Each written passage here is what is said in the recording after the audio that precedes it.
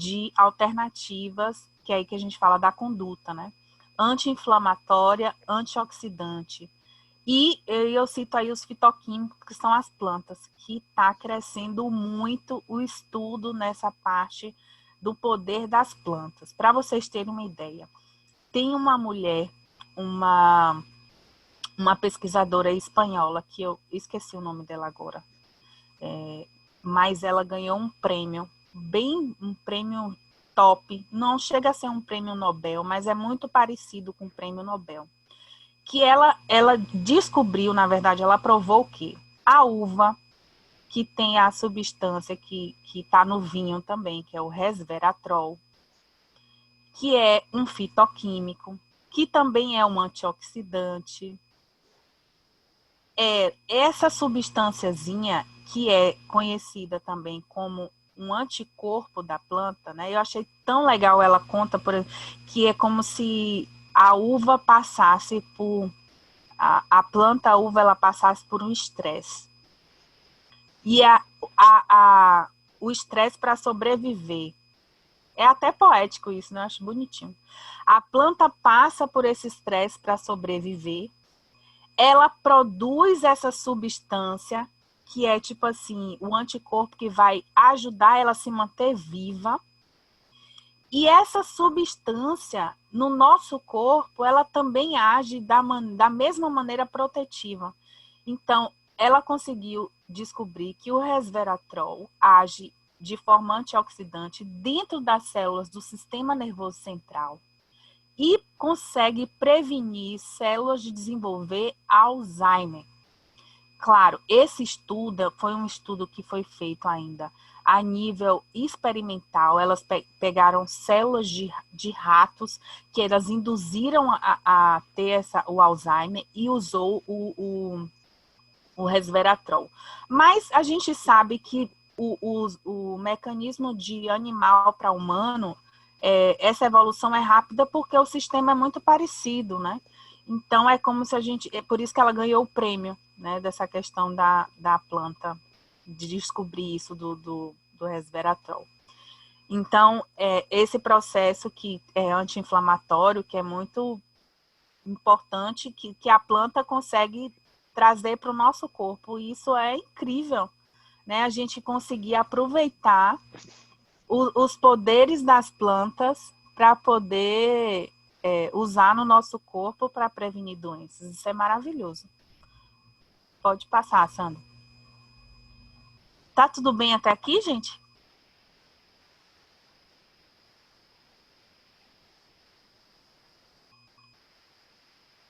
Ó, as doenças...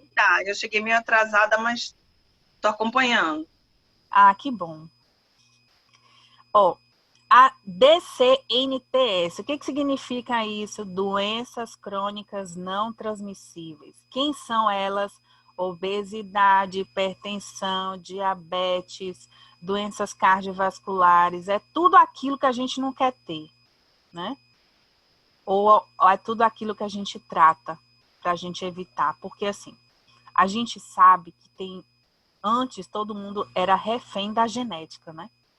Ah, porque minha mãe, meu pai teve, meu avô teve, então eu vou ter. Hoje em dia já se descobriu que não se é mais refém da genética. A gente pode alterar a genética. Gente, isso é incrível.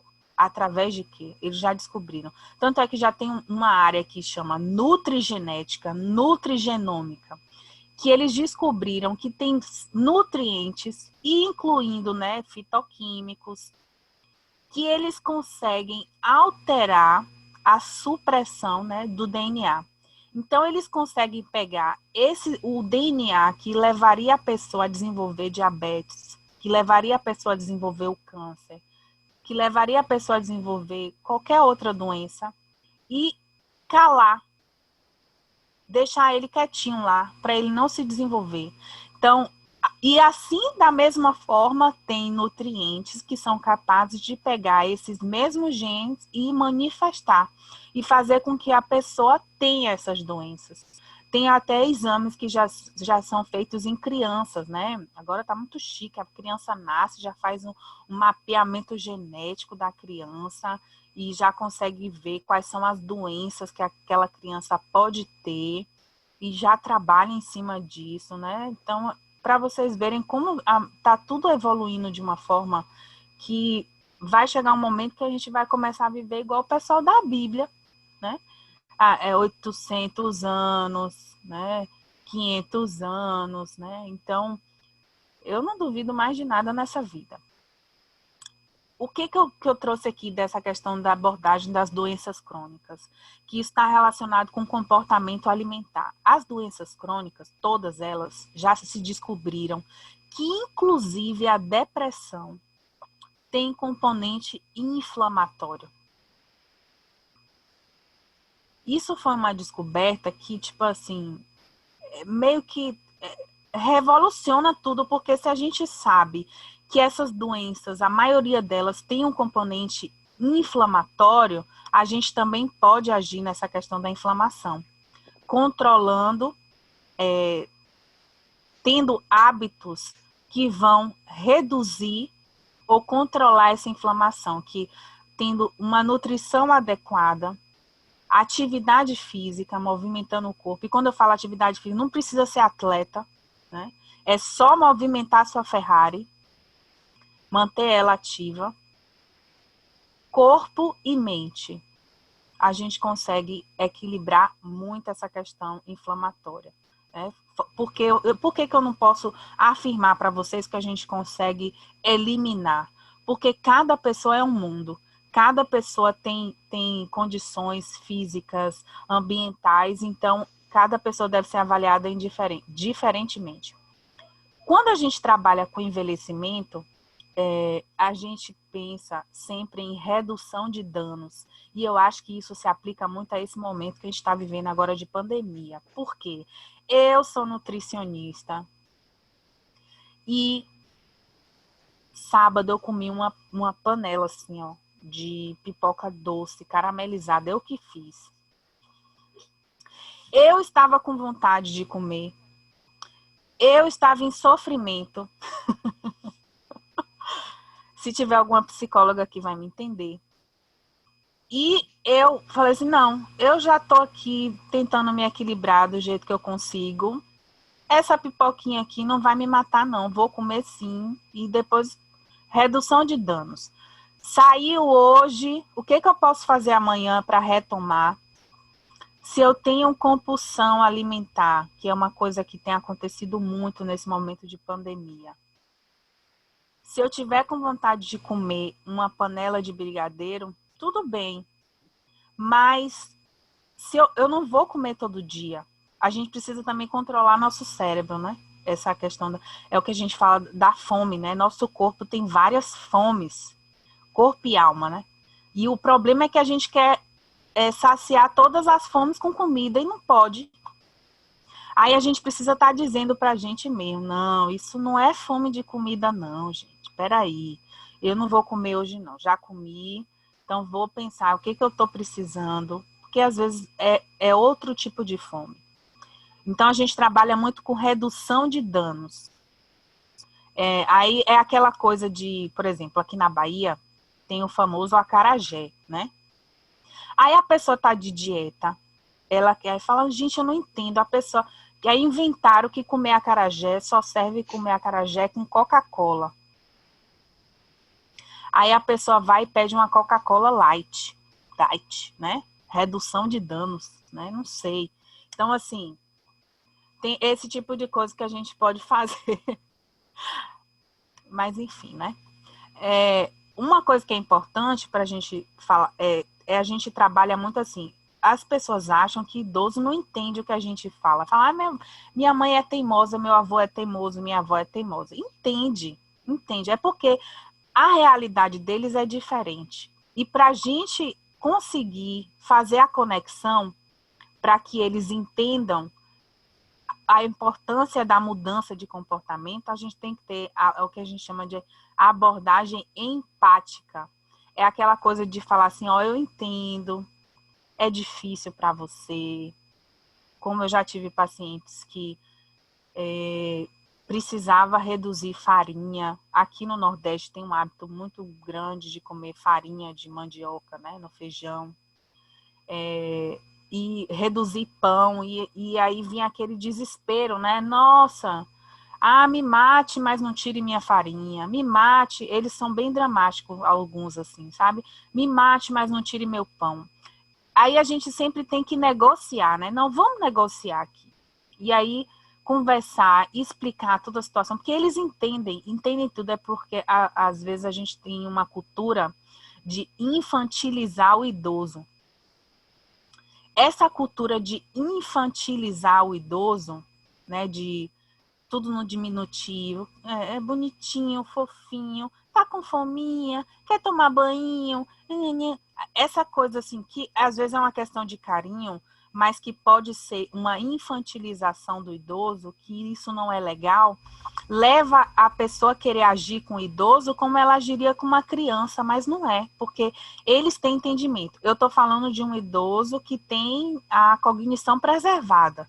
Eu não estou falando de um idoso que tem uma demência, por exemplo, que aí a abordagem é completamente diferente, né? Mas, e fazer o vínculo. Essa coisa do vínculo com o idoso é muito importante. Eu vou dizer para vocês, eu recebi uma vez um paciente no ambulatório, que ele chegou para mim falando que ele tomava 2 colheres de sopa de querosene misturada no leite. Querosene, sabe o que é querosene? Aquele negócio que bota fogo? Eu não sei se vocês sabem o que é querosene. É um tipo de combustível. Ele falou para mim, e a gente é treinado para fazer aquela cara de paisagem, né? A gente não pode demonstrar que é um horror, nem que tá ok. E aí, nossa, querosene, mas me conte aí, como é que é esse negócio desse querosene aí? Aí ele pegou e falou, né, que o avô dele tomava, o bisavô tomava, e que mantinha a virilidade. O negócio dele era a vida sexual dele, que ele queria manter ativa. E aí ele botou na cabeça que era o querosene que ajudava, só que ele estava desenvolvendo um problema renal gravíssimo por conta dessa querosene também. E aí a gente teve que negociar. Minha avó passou a beber xixi em jejum. E era o primeiro xixi do dia. Isso porque alguém disse para ela, Maiara botou a mão assim, ela bebia xixi, minha filha, em jejum. Meu Deus do céu. E naquela época eu não entendia nada. Eu tinha 16, 17 anos. E eu, meu Deus, que absurdo beber xixi. E era uma coisa assim que, tipo, porque era bom para a saúde, que alguém contou. Quando o idoso confia na pessoa, a pessoa dizer, come cocô que é bom para a saúde, ele vai comer. Então, quando a gente faz o vínculo, que o idoso confia, ele segue as orientações. Por isso que é importante a gente fazer essa abordagem do vínculo, sabe? Ele entende, ele segue. Na nossa sociedade brasileira, ainda é muito cultural o poder do médico. Então, tudo que o médico diz, o idoso diz amém. Então, por exemplo, às vezes eu já cansei de receber idoso no ambulatório que não comia beterraba porque o médico diz que beterraba tinha açúcar e ele não podia comer açúcar. Eu que estudei alimentos a minha vida toda, eu sei que a beterraba não tem açúcar. Agora, para eu conseguir provar para aquele idoso, para ele confiar em mim que a beterraba não tinha açúcar e que ele podia comer a beterraba a depender da quantidade, eu tive que fazer um vínculo com ele. Né? Então tem tudo isso, né? E outra coisa que é importante é focar só no que é permitido. Aquela coisa de não pode. Teve esse quadro do Zorra Total que teve, né? Daquela nutricionista, isso pode, não pode, não sei o quê. Isso acabou com a profissão da gente, que aí o pessoal tudo fica. A gente não pode falar, não pode, pode, pode, isso não pode, não sei o quê. No idoso, a gente não pode usar essa abordagem do não pode. Tem que focar no que é permitido, porque essa questão da negação é interessante que até para o cérebro da gente, ó, você vê, né? O universo, o pessoal falava, o universo não entende não. E eu não entendia que negócio é esse que o universo não entende não. Se você fala, eu não quero dinheiro, aí vai vir dinheiro, né? Porque ele não entende não. é a questão da vibração, né? Então, a gente tem que ir sempre na afirmação. Eu não posso esquecer. Lascou, vai esquecer. Aí tem que trocar. Eu preciso me lembrar. Eu vou me lembrar. Então, tem que ser sempre na afirmativa. Quando a gente bota o não, aí o universo manda o que vem depois do não, né? É uma coisa que a gente precisa trabalhar muito, essa questão. E a plausibilidade, né? Para a mudança do comportamento. É um motivo. Todo mundo tem que ter um motivo. Não adianta vir a pessoa dizer assim, você tem que comer isso, você tem que comer aquilo. Se você não tiver um motivo que vai fazer você realmente comer aquilo, você vai simplesmente sair do consultório, pegar aquela dieta, botar na gaveta, e assim com tudo na vida. Tem uma coisa que eu fiz um curso, ela dava um exemplo, eu achei bem legal. Quando você está numa fila e a pessoa chega para você, vocês estão numa fila, agora nem tem mais, né? Fila, raramente a gente vê fila agora. Mas quando a gente tinha, na época normal, né, que tinha fila, que a gente ficava lá na fila horas e horas, quando chegava uma pessoa que passava na sua frente, sem falar nada, não dá revolta? Dava revolta. E aí tinha gente que brigava, ódio, natural, né? Não, eu tô na fila e tal. Mas se você estiver na fila horas e a pessoa chegar para você e te dar um motivo que ela precisa passar na sua frente, quase 100% das pessoas vão dizer que sim. Mesmo que esse motivo seja um motivo idiota. Se ela disser assim, que hoje é meu aniversário e eu tô com o bolo do meu aniversário, tá aqui no carro, e aí eu vou precisar passar na sua frente, tem algum problema? Normalmente, a maioria das pessoas vão dizer, não, tudo bem, pode passar. Então, assim, o motivo é sempre importante. E o motivo no envelhecimento é diferente do motivo da juventude. Por quê? No envelhecimento, a gente não tem... Eu falo, gente, é engraçado. Eu estudo tanto envelhecimento que eu acho que às vezes eu acho que eu sou velha também, assim. Velha no sentido... Mas, na verdade, eu me sinto, assim, uma velha, sabe? Eu acho que minha alma é velha. Mas é velha no bom sentido, assim.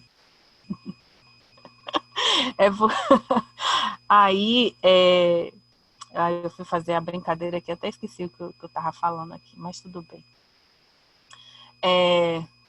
A questão do... Alguém me lembra aí, por favor. Márcia, me ajude. E Sandro. É ótimo, menina. Nossa. Olha, já vamos marcar a próxima. Não, você estava falando do vínculo, né? Que é importante fazer o vínculo.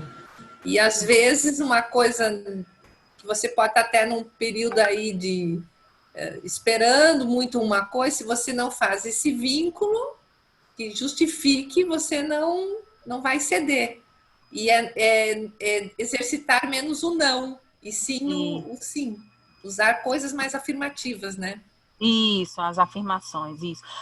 Lembrei o que eu ia falar. Era a questão do motivo para o envelhecimento. Por exemplo, enquanto a maioria das pessoas jovens pensam na questão estética, preocupada com celulite, com estria, com manchas na pele. Eu não estou querendo dizer que isso não é uma preocupação relevante, sim, porque cada faixa etária tem a sua preocupação, que é importante, né? Mas para o idoso, por exemplo, o que é importante é ele ter funcionalidade e preservar a sua cognição. Isso que é importante, porque o idoso, ele quer chegar na idade, seja lá qual for, 90 anos, caminhando, tomando banho sozinho, se alimentando sozinho, indo a resolver as suas atividades que precisa resolver, né? Ou seja, ter independência e autonomia, é ter o poder de tomar suas decisões, ou seja, não se tornar dependente de ninguém. Né? Então, esse é um dos grandes motivos que as pessoas idosas se apegam para poder mudar o comportamento. Pode passar, Sandro.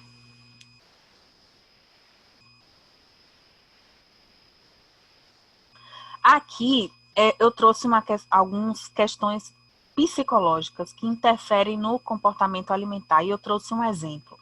A pessoa que fica viúva, por exemplo, que ela passa a morar sozinha, e às vezes ela tem aquela sensação de abandono pela família. Às vezes ela nem tem família, né? E às vezes aquela pessoa que cozinhava para o marido, para a esposa, para os filhos, e de repente se vê sozinha, ela pode entrar num quadro de depressão. Às vezes é comum acontecer. E isso interfere diretamente na alimentação, na nutrição dele.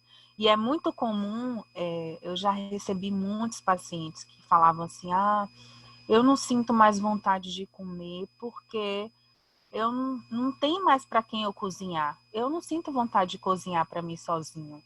Aí, às vezes, por não ter essa vontade de cozinhar sozinha, aí vai comer qualquer coisa na rua. E aí esse é o problema, né? Porque aí acaba comendo coisas que não são saudáveis, né? Do ponto de vista de qualidade. Outra coisa também que é muito comum, que afeta muito o emocional do idoso, é a perda da autonomia. É aquela pessoa que antes tinha poder sobre suas decisões, aquela pessoa que fazia tudo sozinha e de repente por uma doença súbita, que é muito comum acontecer, por exemplo, infarto, AVC, aí ela se torna acamada. E, na maioria das vezes, mantendo a sua consciência de que agora ela não tem mais condição de fazer tudo sozinha, ela depende de outras pessoas. Esse processo gera um processo de depressão também.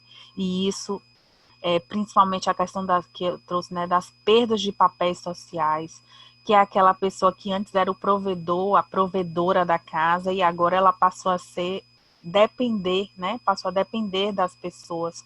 Isso na cabeça da pessoa, isso é muito forte, né? Porque como é tudo muito rápido, não consegue ajustar. Aqui tem outros fatores, não pode ir.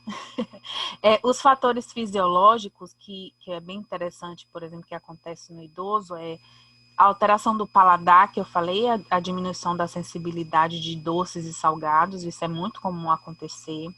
Xerostomia é a boca que fica ressecada, né? A diminuição da produção de saliva, por conta, muitas vezes, do excesso de medicamentos que toma. Inapetência, né? Que é a ausência do apetite, porque ele tem, no processo de envelhecimento, a gente pode ter alterações, né, de todos esses sentidos, né? O paladar, o olfato, a visão e o tato, e tudo isso está relacionado diretamente com a alimentação. Pode passar, Sandro. Isso é que eu acho interessante trazer, né? Porque as pessoas falam muito que depois da Covid, as pessoas começaram a falar de solidão. Mas a solidão, ela já era um medo muito antes da Covid. E é interessante falar da solidão, sim, porque a solidão no idoso é muito prevalente. A gente tem muito, eu acho que principalmente aí na região sul, que é um local que tem já uma população bem mais envelhecida do que pensando aqui no Nordeste. Em São Paulo também tem muitos idosos que vivem sozinhos, são independentes, né? E um estudo que foi realizado em 2017 pela a Sociedade Brasileira de Geriatria e Gerontologia de São Paulo, em parceria com a Baia, perguntou para 2.000 pessoas de 55 anos ou mais: qual é o seu maior medo? E a maioria das pessoas responderam solidão. Então, só para vocês saberem que a solidão já era um medo das pessoas muito antes de se estourar essa pandemia, mas que agora ela ficou em evidência. O Covid colocou isso em evidência, né? Então, isso é importante. Pode passar, Sandra. Eu acho que já está acabando, viu, gente? Outra coisa aqui, que o Covid também trouxe, deu destaque, que antes tinha pouca evidência, essas duas coisas aqui: comer compulsivo e inapetência funcional. O comer compulsivo, comer transtornado, que é a pessoa que não consegue se controlar, e eu vou contar para vocês aqui, eu vou revelar para vocês. Esse negócio vai ficar gravado, né? Mas tudo bem, finalmente. Eu tenho um problema de comer compulsivo. Ó a prova aqui. Tá vendo aqui? Uma caixa. Eu comprei a caixa. Sem açúcar, redução de danos, né? Que a gente tem que trabalhar com redução de danos. Zero açúcar, mas a gente mastiga. Gente, por favor, não aprenda essas coisas, tá? Eu tô só revelando aqui, que é até bom quando a gente conta as coisas, a gente dá, né? Dá uma liberada aqui. Meu pai, todo mundo já reclamou comigo que, você comendo... gente, calma. É melhor eu comer o chiclete sem açúcar do que comer panela de brigadeiro, panela de pipoca, doce. Então, eu tô aprendendo, eu vou chegar lá, tô evoluindo, né? Os óleos estão me ajudando, hein? Porque depois que eu comecei a usar os óleos, diminui bastante a vontade de comer doce. Isso é verdade, não é mentira, não. É verdade. Eu comecei a perceber que a vontade de comer doce diminuiu. Essa vontade de comer doce que muitas pessoas têm, né? Que está relacionado também com o emocional e que gera esse comer compulsivo. O problema é que aí a gente começa a comer, e aí quando se dá conta já comeu uma quantidade enorme e começa a sentir falta de ar, porque a barriga distende. Ai, meu Deus, eu comi demais.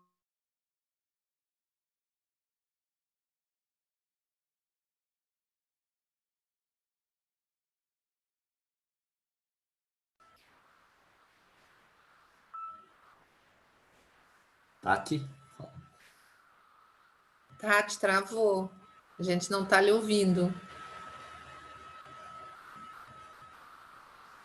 Acho que caiu a internet dela.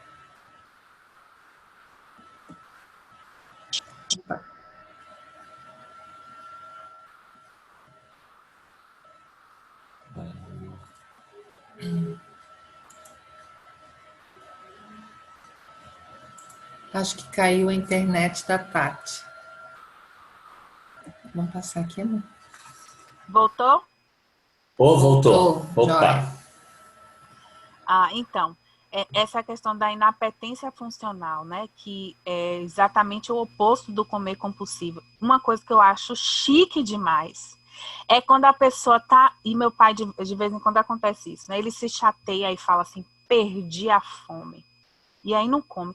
Eu acho isso muito chique, porque no meu caso, quando eu tô chateada, eu aumento a fome.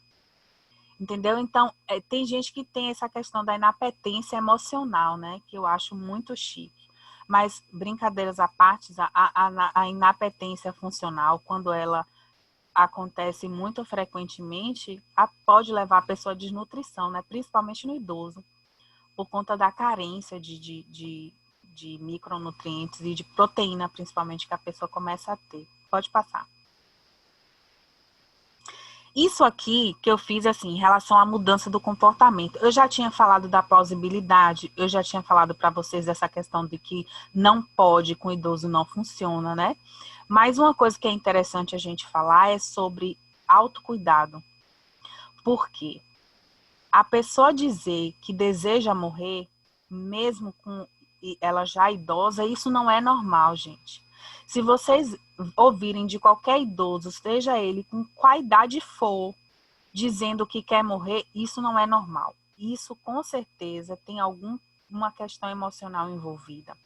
Pessoas que têm esse problema com da imagem, do autocuidado, elas não conseguem mudar o comportamento, porque tem questões emocionais envolvidas aí nesse processo.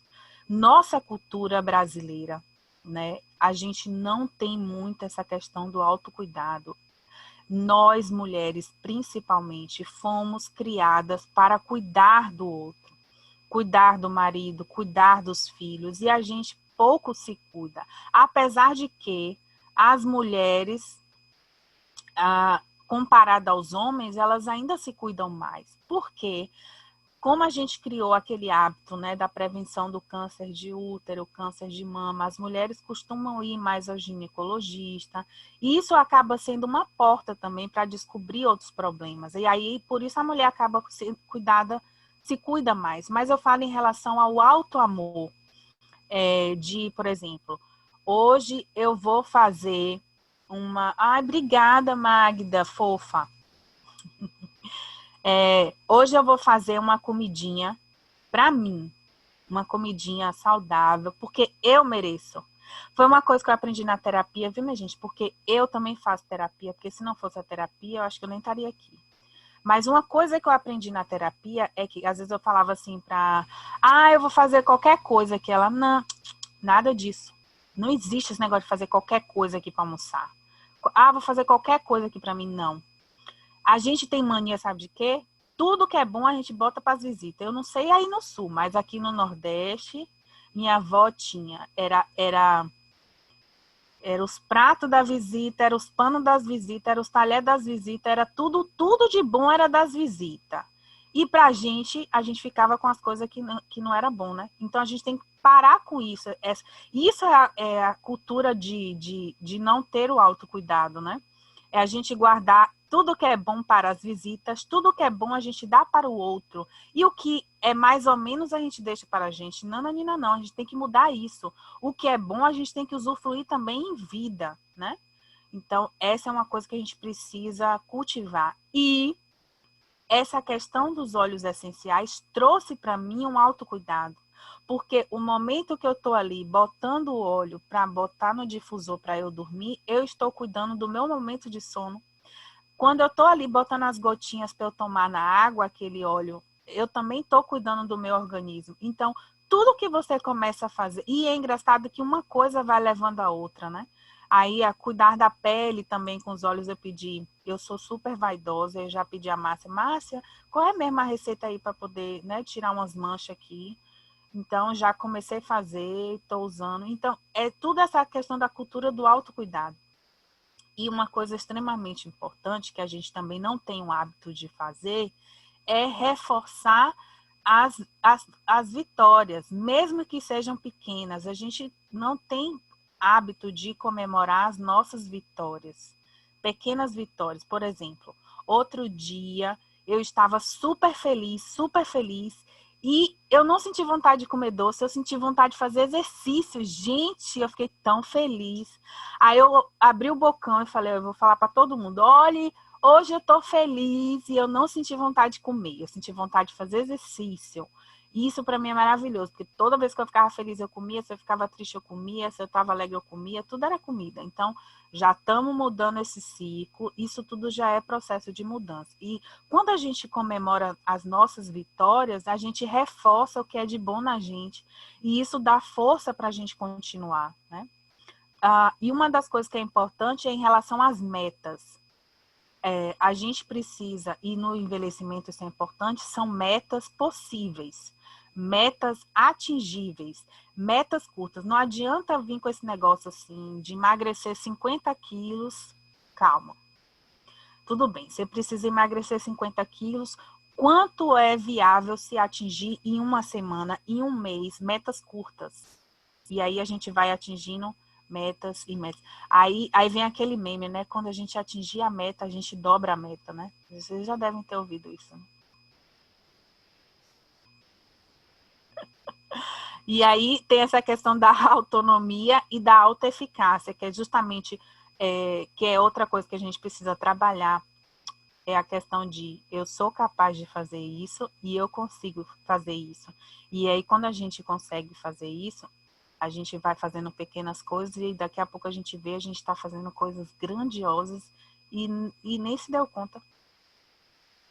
Pode passar, Sandro. Eu acho que já está acabando, de verdade agora. Aqui, essa questão da motivação e a positividade, né? Antes eu achava que era só balela, né? Isso é coisa da cabeça das pessoas, esse negócio. Positividade. Eu vou pensar positivo e vai dar certo? Agora o problema é que entrou. Agora não é mais achismo, né? Entrou a física quântica aí no meio, provando que o que a gente pensa reverbera no nosso corpo. Tanto é que. Ai, que delícia. Tanto é que eu vou falar uma coisa para você.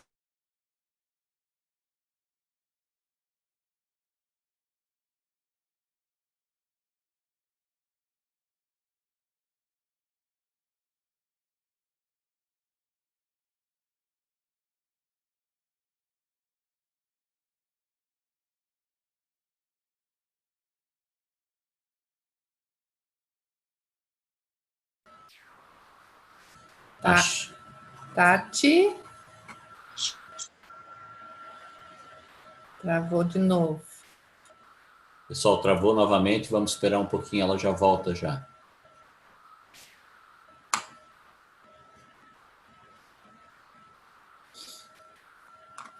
Oi, gente, voltei. Voltou. Estão querendo me boicotar, mas eu sou brasileira e não desisto. Ó, como eu estava falando do abate ilegal de animal. Quando o animal ele é abatido ilegalmente, ou seja, não é feito da forma como é certo, eles normalmente matam o animal de qualquer jeito, o animal sofre. Ele sofre porque ele não morre imediatamente, ele sente dor e ele fica sofrendo. Aquele sofrimento do animal altera completamente a bioquímica da carne e a carne fica de qualidade ruim, porque toda aquela substância que ele produz durante o sofrimento, que gera alterações bioquímicas, quando a gente consome, não faz bem para o nosso corpo.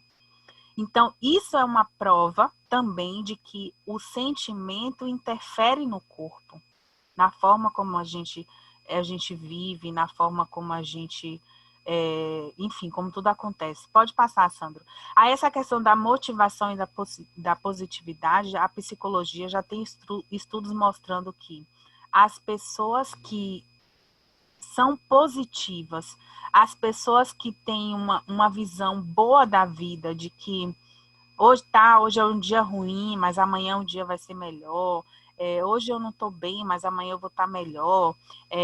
Essas pessoas, elas têm menos problemas de saúde, elas têm menos depressão, elas morrem menos. Então, assim, já tem estudos comprovando isso. E isso aqui eu só trouxe só para diferenciar que as pessoas maduras, né, no envelhecimento, elas não buscam esse tipo de beleza, né? Eles não buscam isso na alimentação nem na nutrição. Pode passar, Sam. Eles buscam outras motivações. E a reserva cognitiva é uma delas. A reserva cognitiva é como se a gente nasce com uma quantidade de neurônios, podendo fazer algumas sinapses importantes. E com o tempo, se a gente não trabalha isso, se a gente não ativa isso, a gente vai perdendo essas conexões. E essa reserva cognitiva, quando a gente perde ela, aí vem as doenças neurodegenerativas, entre o Alzheimer, as demências, Parkinson, né? São doenças relacionadas muito à morte do neurônio. Então, essa reserva cognitiva ela é importante e ela também pode ser mantida através de hábitos, a alimentação, a atividade física e os fitoquímicos também entram aí nessa preservação da cognição, lembrando daquele estudo que eu falei da mulher, né, a mulher da Espanha que ganhou o prêmio do resveratrol porque protegia os neurônios, né? Então, tem essa imagem aqui, né, que é importante ter um brilho no seu enrugamento, que é exatamente só para ressaltar a questão da felicidade, né? A estética ela é bem menos importante do que isso, do que tudo, né? Passa aí, Sandro, vê se tem mais alguma coisa. Para o motivo que é preservar a reserva cognitiva, pode passar, que eu já tinha falado. Os fatores que estão relacionados, né, à reserva cognitiva aqui, o estilo de vida, ele entra alimentação e atividade física, né? Então, tudo que a gente coloca para dentro do nosso corpo corresponde a 50% de quanto a gente vai conseguir manter a nossa reserva cognitiva. Pode passar. A capacidade funcional, que é outro motivo importante, que é a gente manter a função muscular, a capacidade de se levantar, de fazer as atividades, de se mover. Pode passar, Sandra. E isso aqui, minha gente, é o futuro, né? É um futuro que já está presente. Não sei se vocês já ouviram falar, primeiro que a gente já tem aí, eles já começaram a se falar da quarta idade, né? que é um grupo novo de idoso que está surgindo, e esses super agers, né, que são super idosos, que são idosos que têm perfil metabólico diferente, eles têm uma cognição diferente, eles têm tudo diferente, né? E eles já começaram a estudar esses super idosos, que eles são mais resistentes às doenças, né? Eles não têm muitas doenças, a saúde deles é melhor. E metabolicamente eles se comparam a adultos, né, de 40, 50 anos. Então eu tenho certeza que todo mundo que está aqui até agora vai querer ser um super ager, né? Eu também quero ser. Eu quero ser uma vovó sarada, eu já falei para todo mundo. Eu quero ser uma vovó sarada fazendo crossfit.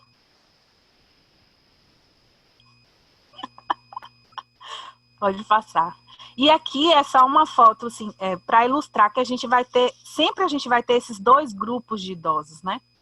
O da direita, né, que vai ter uma vida normal, uma vida saudável, podendo fazer tudo, né, e inclusive melhor do que se fazia antes, ou o do grupo da esquerda.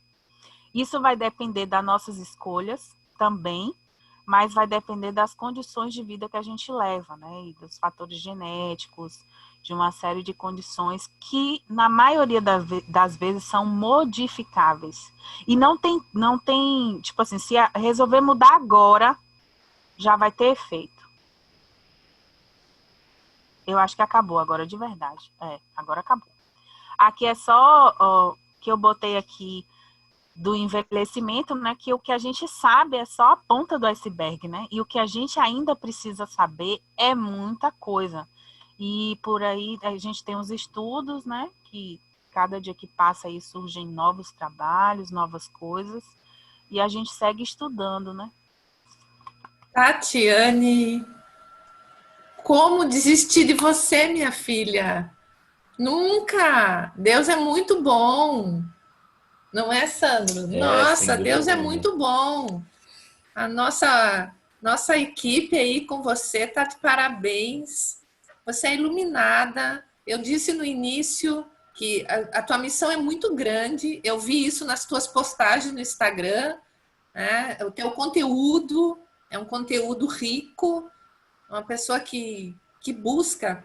E eu tenho certeza, olha que a gente não combinou nada do o que eu iria falar, disse, não, pode deixar que eu vou comentar de alguns olhos, mas foi uma cadeia, né, que é o emocional e tudo, e a missão que esses olhos têm na sua vida, também na nossa vida, estamos envelhecendo. E a Todos gente nós. tem essa consciência. Eu acabo brincando sempre com as pessoas, porque quando eu me aposentei, eu disse, não quero mais trabalhar. E aí chegaram esses olhos e fizeram essa reviravolta. Então, eu acredito que é para manter o cognitivo, o físico, né, em harmonia, para a gente contribuir da maneira possível. E você falou assim uma coisa chave, que para mim é uma palavrinha que eu tenho desde todo sempre, que é autocuidado. Autocuidado, para mim, assim, é um grande segredo, porque são as nossas crenças, as coisas que outras pessoas destruíram em nossas vidas não podem ser maiores do que as nossas crenças pessoais, a nossa missão, o nosso propósito.